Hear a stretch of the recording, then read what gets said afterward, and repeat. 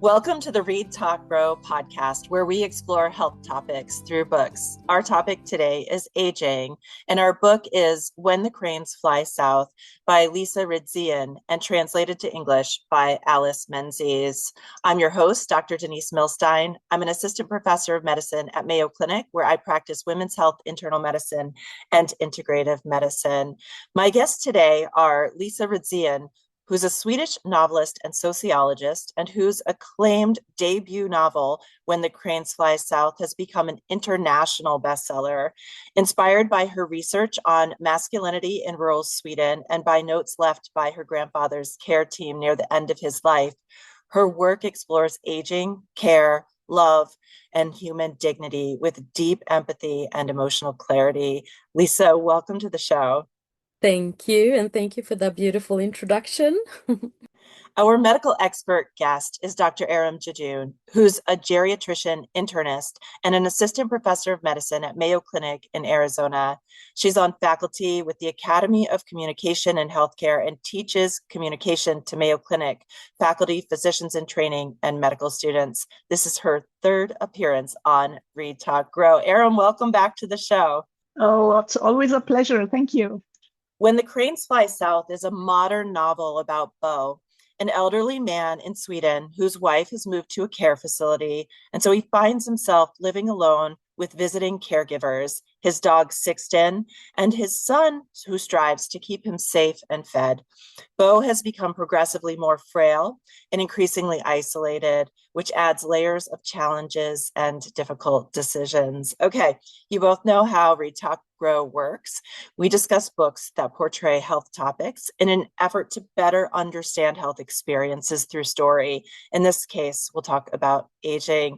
Lisa, you had a personal inspiration for writing this book. Will you tell us the story? Yes, so the idea for this book came to me when I was down in my dad's work shed or his tool room or whatever you call it. And as I was waiting for him to find some screws for me, I found a little box of leftover things from my granddad. And I was just looking through, casually looking through, and I found these little notebooks that the care team left. The care team that looked after my granddad the last 2 or 3 years of his life. We call them home service in Swedish. So it's basically a type of care where the nurses come home to you. They visit the older people instead of looking after them at facilities. So as I was reading through these little everyday notes, I was like, oh my God, I really need to write a book about an old person's perspective on life, but also on aging and passing, I guess. Yeah, it's so beautiful. And it's true that we don't see enough protagonists in the middle parts of life and the later parts of life that are, empowered and authentic. And it just really felt like you were right in Bo's mind. We'll talk more about that. Erum, as a geriatrician, tell us your reaction to the book. Oh my gosh, hard to put it in words. I love the book. It was a delightful, delightful book, very thought-provoking. I felt that I was acutely aware of the passage of time, memories playing in the mind. I actually really couldn't put the book down. It was a very heartwarming ending as well. I would highly, highly recommend reading this book. It was just wonderful. Yeah, so many of us have aging parents or neighbors, and if we're lucky, all of us will age. So I think it's a book that applies to really everybody. So, Lisa, the first sentence of a novel is always important, and yours is no different. Both says, or the novel says, I fantasize about cutting him out of my will, making sure he doesn't get a penny. So, this is Bo, our main character, talking about his son, Hans. You're setting up a main tension thread here about not driving or living independently, but about Bo's dog, Sixten. What's happening and why did you start here? Yeah, so as you mentioned, Sixten is a very important character in this book. I would say that it might actually be the closest living being to Bo. It's his companion in life, where he is because Sixten is he's staying at home. His wife is no longer by his side, but Sixten is. So he's someone who gives him comfort, someone who gives him someone to look after, basically someone who gives him a meaning to still, go on about life despite being so old and slowly losing power over his life. But his son thinks that Sixten might need longer walks. He's a bit worried about the fact that his father might fall when he takes the dog for longer walks than out to the road and back. And he also thinks that it's not on the home service people, the nurses, to walk the dog. So he wants to take the dog away. He wants the dog to move. As you say, this is kind of the conflict throughout the whole book. Because Bo really wants to, and he makes that clear quite early in the book, he really wants to solve things with his son, Hans. He doesn't want it to end up like he did with his own father. They had a very problematic relationship, and he doesn't want it to be like that with his son. But then his son threatens to take his lovely dog away and makes it hard for him. And to be clear, Hans is a good son. He is attentive. He is bringing food. This is a decision he's making not to be cruel in any way. He's worried about his dad. He's worried about his safety, and he's worried whether this is the best thing for Sixten. So it just really does pull at your heart because, Hans also doesn't want to take the dog, but he just is seeing it as perhaps the smartest choice, which makes it really quite painful. Erum, we talked about aging and loneliness in episode 54 of Read, Talk, Grow with the book Sipsworth by Simon Van Buie, and that also featured an animal. Are pets and animals really helpful as people age? Yes. Actually, there is no shortage of evidence and data out there that is very well documented and published. Most recently, in a very well acclaimed medical journal, JAMA, talking about the impact of pets on aging.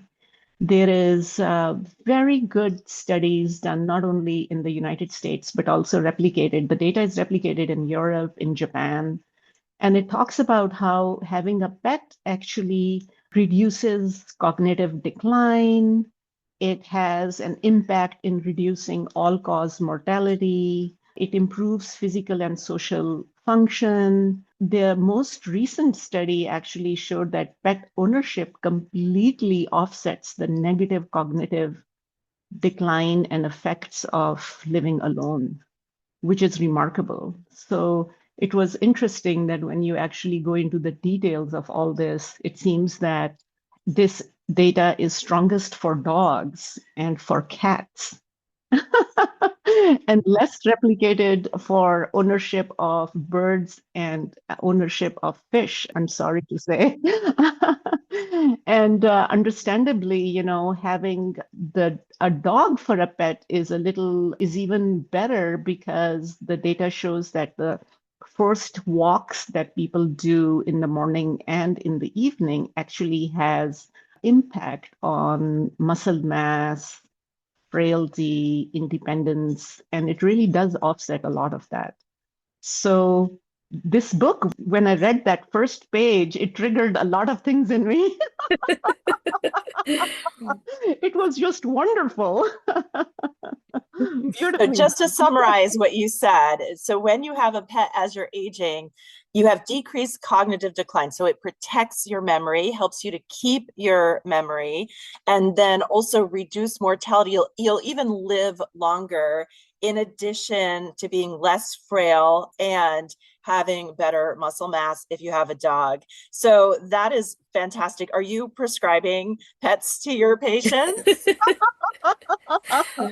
Yes, I'm actually right, left and center. I'm very strongly recommending having a pet, adopting a pet to offset loneliness. There is a very real data that talks about increased mortality with loneliness, 57% increased mortality with persistent loneliness, this is no joke. No joke. This is a very somber percentage. Well, and Bo is lonely, and we see this as an epidemic. And Lisa, I wonder if you'll talk a little bit more about the system in Sweden. So Bo is lucky to have what in the translation they call carers. I think we would call them caregivers very often, literally coming into his home, even visiting several times per day. Can you tell our listeners what that looks like? Yeah. So the home service, which is the literal translation, is a governmentally funded service. So basically, if you write a story about an old person or aging in in a Swedish context, you kind of have to include the home service because basically everyone who gets to be old do get some help or the partners get some help from the home service. And it's also a very common first job for young people. A lot of immigrants also work in the home service, and otherwise it's a female dominated working class job. And it's very cheap, so since it's governmentally funded. And I used to work in the home service myself when I was younger, and I loved it. It's probably one of my favorite jobs I've had. Maybe not as good as a writer or a researcher, but yeah, it's amazing because if you compare it to working in the hospital, for instance, an institution, this in the home service you go home to people, so you get to go into their houses and see their families or the pets, the way they live. And the thing that I enjoy the most is that you get to know so much about the person. And something that really struck me was that, yes, these are old people, but within them, they carry all of these ages. And after a while, when you talk to them, because my experience is that older people also have more time for real interesting talk. They're not like people my age who are just so busy and working, having kids and families, careers and stuff. And I really enjoy that you get to talk about their whole life stories, basically. That is also the downside because I got very attached to them. And then when you get back on Monday after the weekend, well, they might have passed because this is a kind of care that you get, yeah, at the end of people's lives. So it's emotionally hard work, I would say. I think that, or one thing that I've talked a lot about traveling around, talking about the book is how valuable and important it is with this kind of service. Because when I've traveled around in Europe, many people say like, "Oh my God, you're so lucky to have this. It's amazing." Whereas in Sweden, people express more a worry. This services, is it still going to be there when I'm old and so on. And it's also slightly stigmatized for people that work within this kind of job. And in my opinion, they are underpaid and should be way more, what do you say, valued higher, definitely. They do a fantastic job.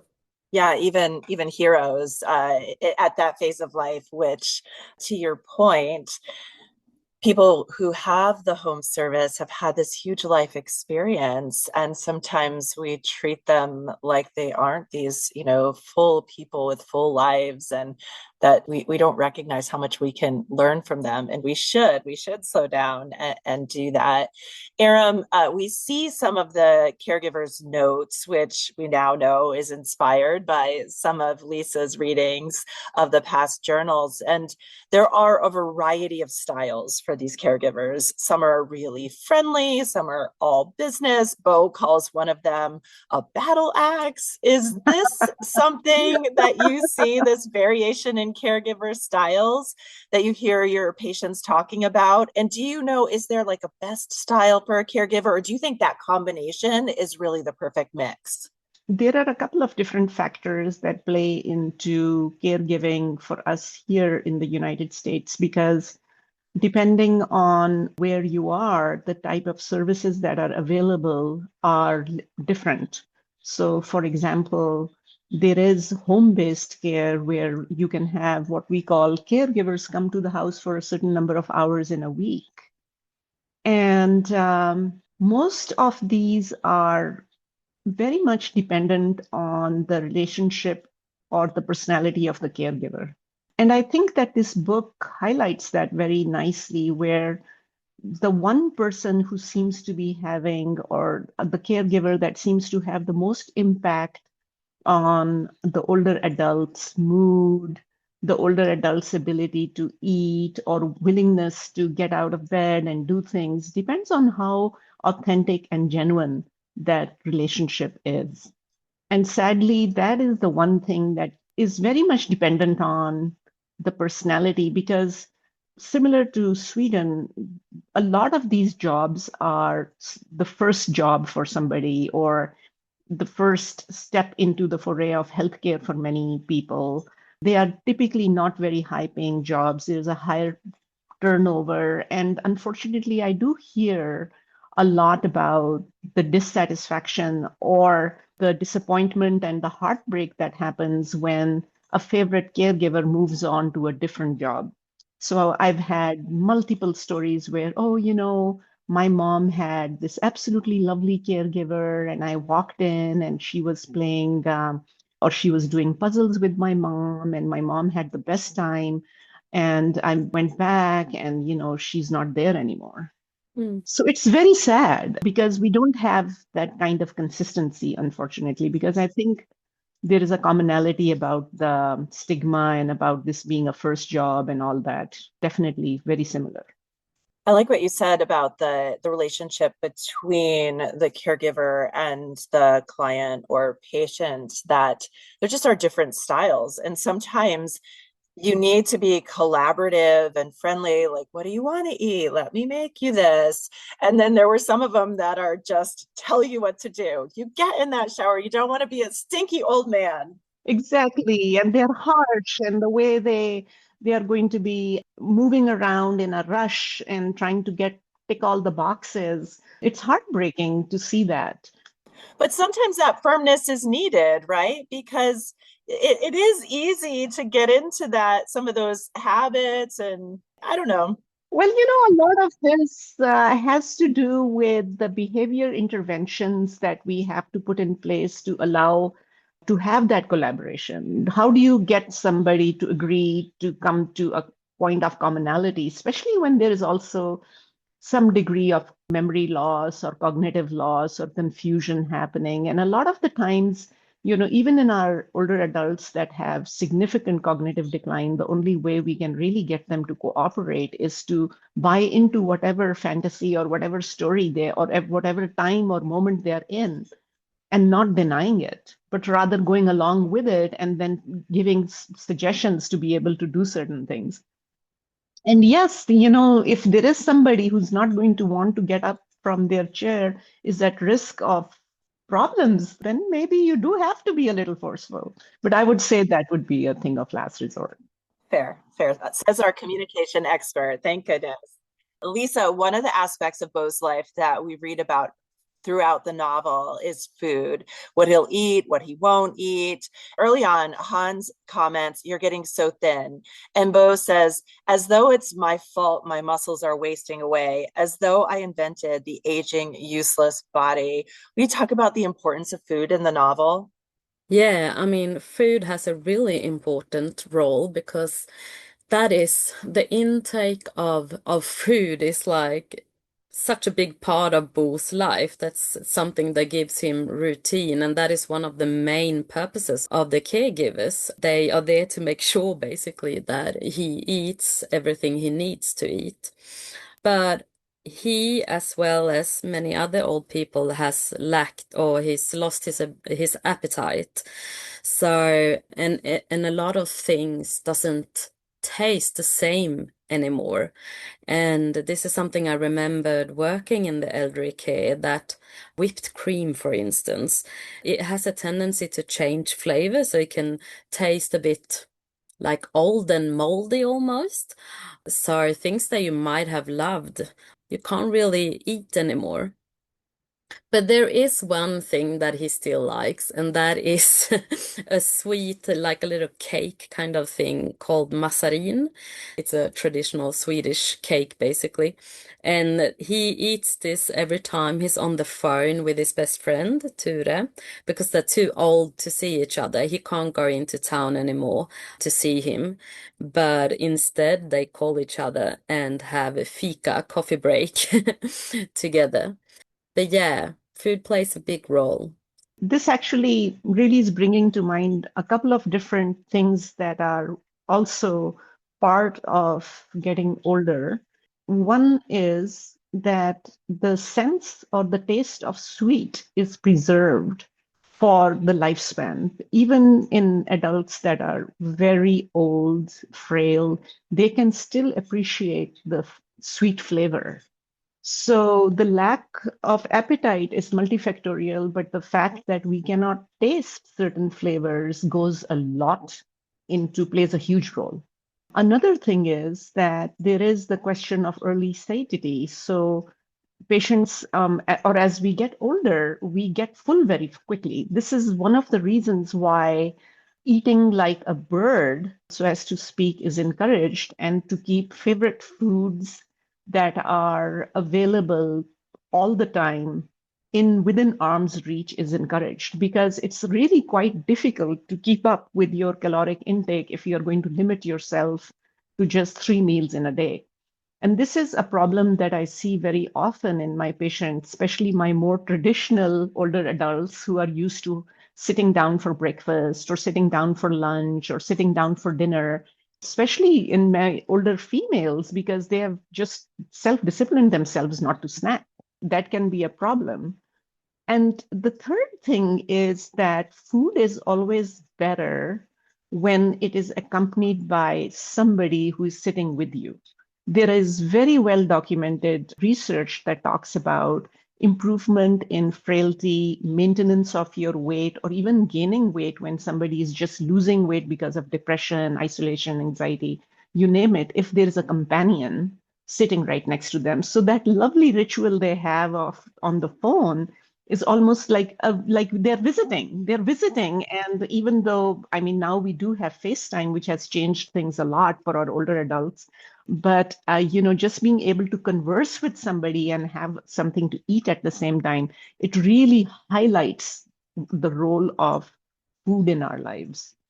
And lastly, I have to say that one of the biggest issues I come across in my clinical practice is children who force their kids to go on a sugar-free diet because they have diabetes, or a completely salt-free diet because they have a history of high blood pressure. So very restrictive diets, usually enforced by kids. They are known to cause weight loss and promote frailty. So, I mean, this is the one time in your life where you can eat whatever your heart literally desires. Just eat whatever and whenever.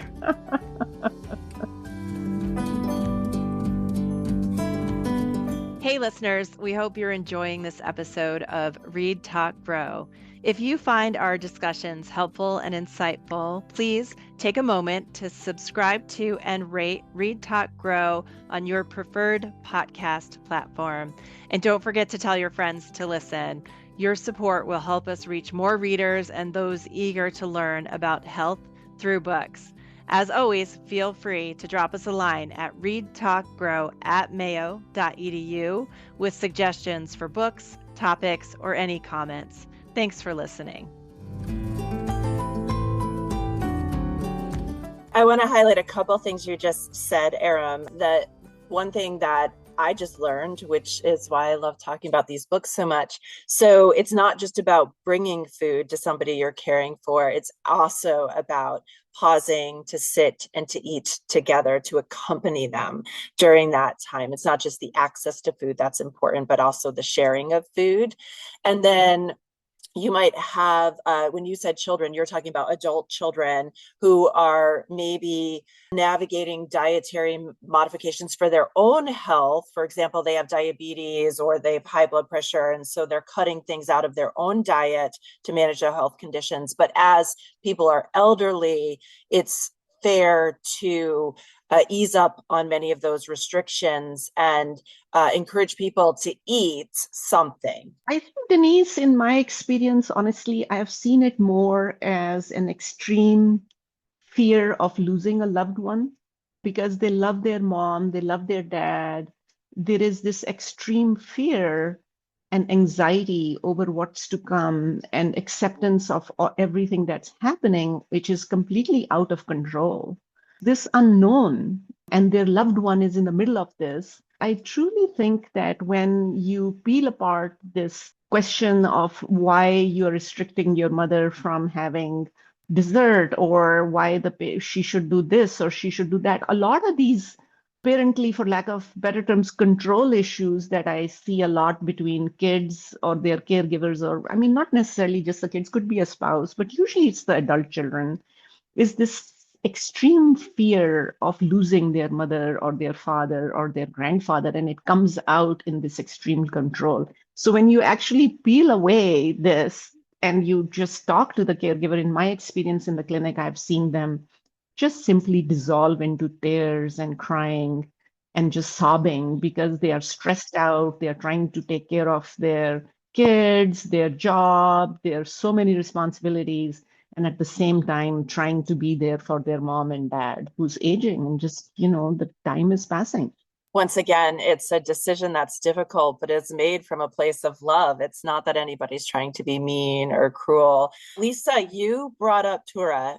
This is Beau's oldest friend, and they have this rhythm of staying connected, and maybe they have stronger memories because they're reaching back to some of their younger years, their working days. Can you talk about how important it is for Beau to have this rhythm with his old friend? It means the world to him, really. Like you said, Ture is his best friend and maybe his only friend, proper friend, and they've known each other for a long time, basically their whole adult lives. So they met through work, but Ture came more from a middle class background, whereas Bo is more of a working class countryman. But despite these challenges, because this might be something that could be an obstacle for them, but they just, from the first moment they saw each other, they really clicked, as we say in Swedish. The chemistry was perfect. So, and then I think that there was something about Ture that Bo hadn't seen before. It was like a new kind of man or a new kind of masculinity, if I may say so. So that showed Bo you can be a man in this way. So Bo came from a very like restricted perspective on how to be a good man, basically. And Ture, he's like this quirky, funny, a bit crazy in some ways. And that makes Bo defrost a bit and relax.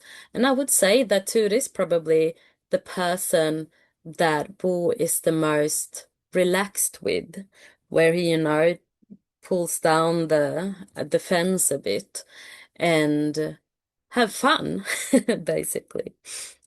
Yes, old friends are the best. And Erum, it's also important that Beau has a lot of community around him, not just the caregivers who are visiting him as part of their job, but there are these neighbors that pop in and at one point check on him because Sixten has run away and they haven't been able to find him, and use technology to help Beau find Sixten again, which is something that's kind of beyond his skill set. We talk about community as people age and how important that is.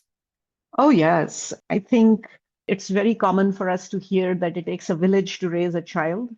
I think it takes a village. Even more importantly, it takes a village to really love and care for an adult. And when you really think about it, that's what we do. We are social animals. We are best when we chat with friends and we connect with each other. And the fact that we retire at some point, or if we are not able to drive or not able to walk or become more frail, we are not able to do as much as just to be, it becomes even more paramount to have these social connections.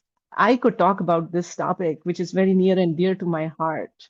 When you think about the blue zones, the happiest places in the world, places where you have longevity, all of these places in common have this social structure where everybody is connected to everybody else. The people pause for a minute to talk to each other and check in on each other.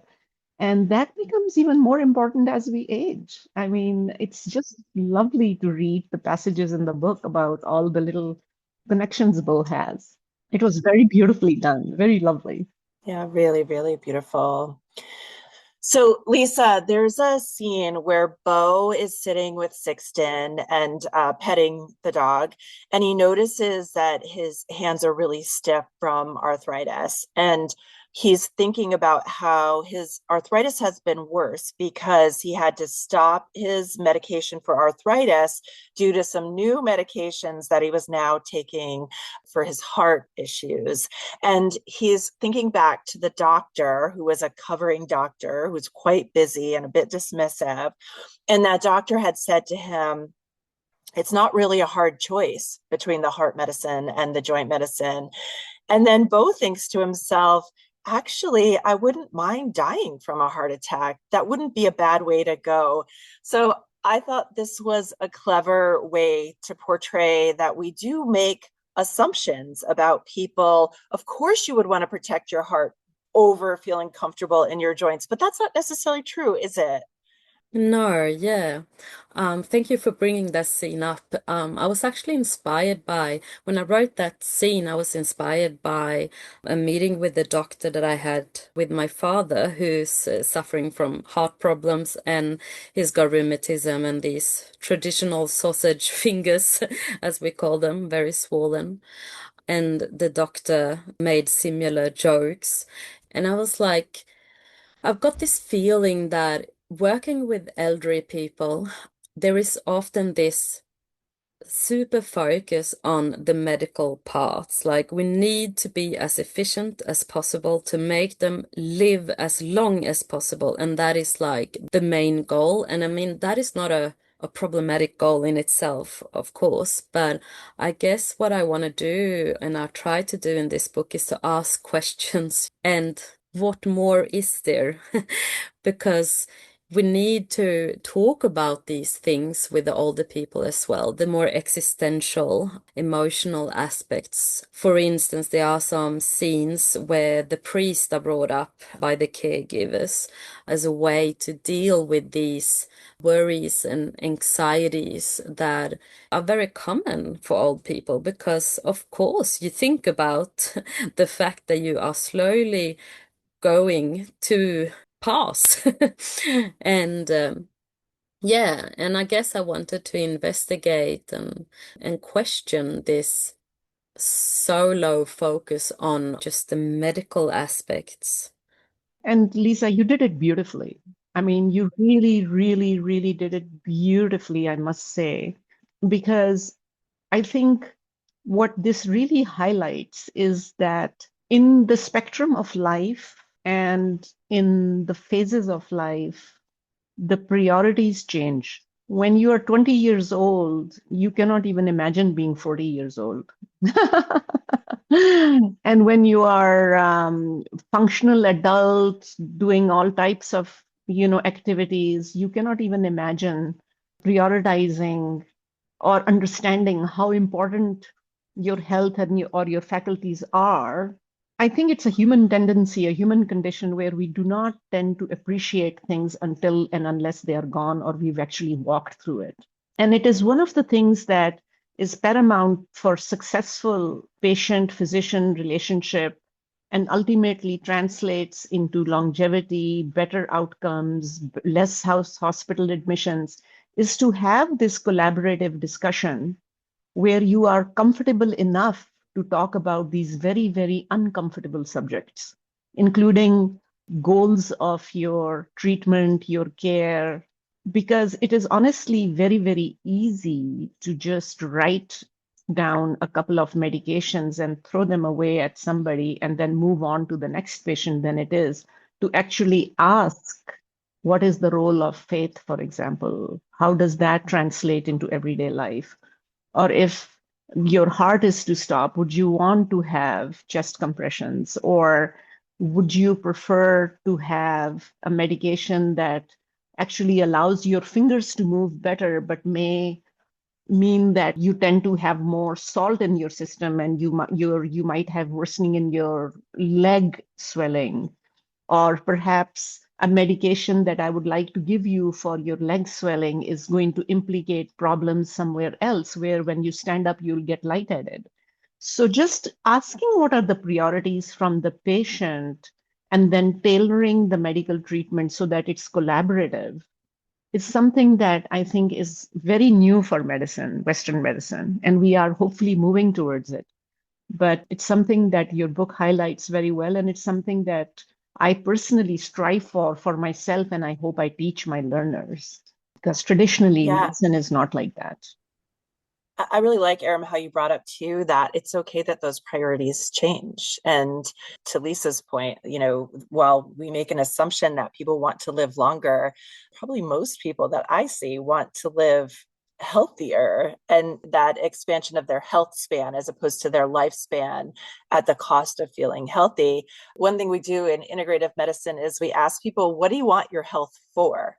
And that is a very interesting question that most people haven't been asked before.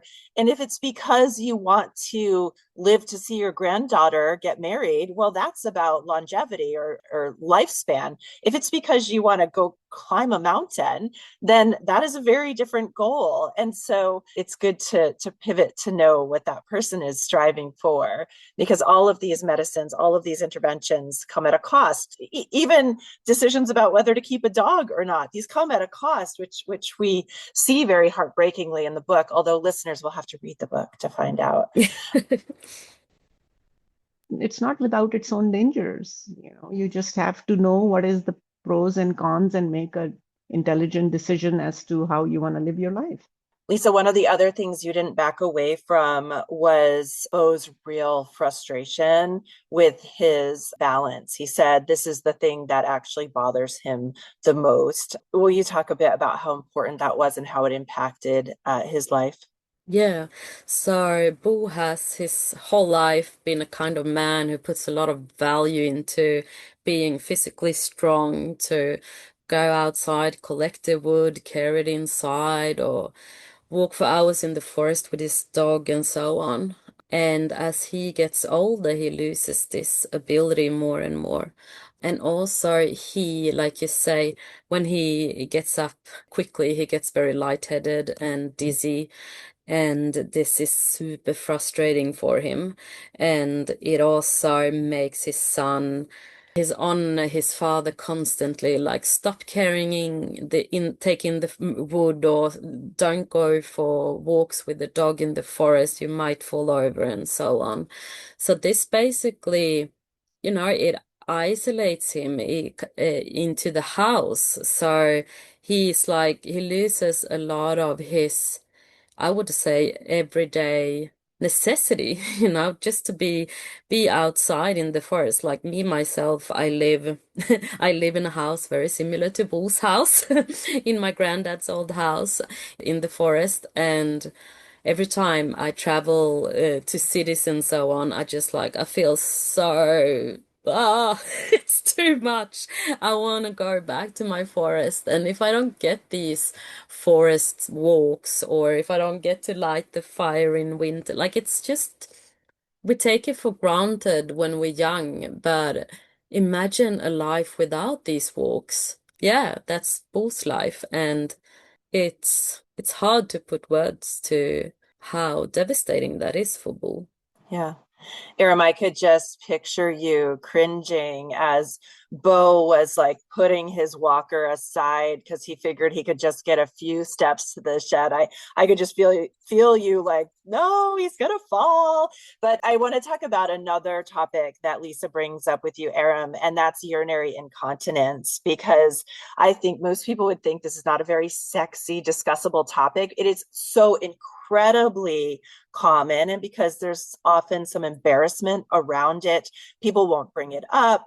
But I just loved how the caregivers treated Bo with such dignity around this issue in terms of leaving dry clothes for him in easy places and normalizing the use of a pad or what's called a nappy in the novel. We talk about incontinence a little bit.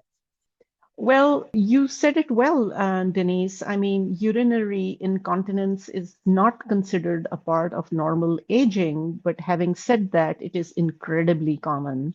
It is very, very common in women, but also in men. And it is associated with very high anxiety, depression, as well as isolation.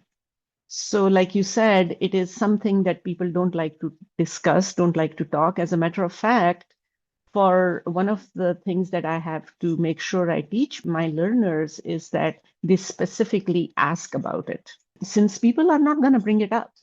And if they're not going to bring it up, they will not know that there are so many different things that we can offer them that can help, including cognitive behavior therapy, including having access to dry clothing, access to some sort of containment garment and things of that nature, because it does cause isolation. This is a huge topic, and I absolutely loved how the caregivers made it seem like it's no big deal. I imagine your work as a caregiver, Lisa, informed this as well, that you just saw it all the time, no doubt. Yes. There's another character in the book who we don't actually see very much of, and this is Bo's wife. Bo's wife has gone to a care facility. She has dementia.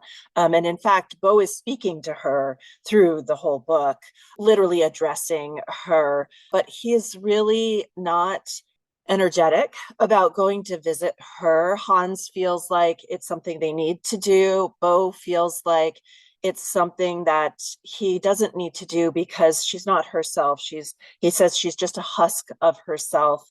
What a challenge, but also a common challenge to know what to do with a loved one who is losing their cognitive function, losing recognition. Will you both just comment on the challenges with that? Maybe Lisa, start with you about how you have Hans and Bo's approach really contrasting each other. Yeah, I think that for Bo, his wife it's almost like she's dead to him. And seeing her is just reminds him of all the things he misses about her and that she is not the way she used to be. So it's very painful for him to be there. At the same time, he realizes that it's good for Hans to be there. So he sticks to these visits with his son to be nice to him, basically. And like you said, the whole book is addressed to Fredrika, the wife, and I did that because at first I experimented a little bit by not writing to her, despite her not being dead, but feeling like she was dead. She's still such a big part of his mental thinking. And I think that for at least that's how I experience like people that I've lost, like my granddad, for instance. He's not physically here with me, but he's still in my mind here, so I feel like I can talk to him. And I imagine that if your partner disappear, it would be a bit like for Bo. Every time he wakes up, she's there in his thought. And when you've lived a whole life together, then it's hard just to start living on your own. So I guess I did that way, or I wrote the book like that just to show how even when people pass or get sick, doesn't mean they disappear. So lovely. Yeah, there is a very nice book on grief and loss. And it's almost as if the grief and the loss that happens with the death of a spouse, which is very final, and everything that the fallout from that. On the other hand, we often don't talk about the grief and the loss that happens when there is not a death, but rather there is the finishing of that relationship because there is no cognition. There is no memory, and there is just the husk of a person.